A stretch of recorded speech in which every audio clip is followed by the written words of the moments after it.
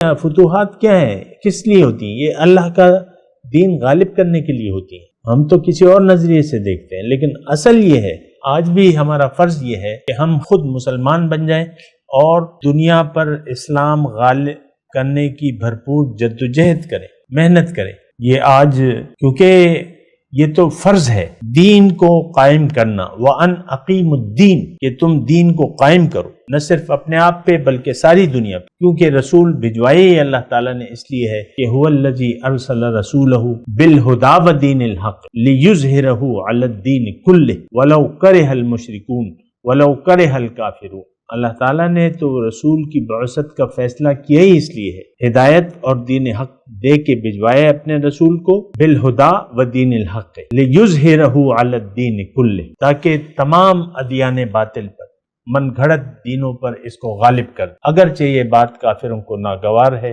اور مشرکوں کو ناگوار ہے۔ آج جہاد کا چیپٹر تو ہم نے بند کر دیا ہے سامنے کرام۔ وہ جو جھوٹا مدعی نبوت تھا تو اس نے کہا کہ میں نے جہاد کے ختم کرنے کے لیے اتنی کتابیں لکھی ہیں کہ اس سے الماریاں بھر جائیں، تو اس کا مشن تو تقریباً اس وقت تک تو کامیاب ہے کہ جہاد بالفعل، یعنی یہ تصور ہمارے ذہن سے ختم ہو چکا ہے۔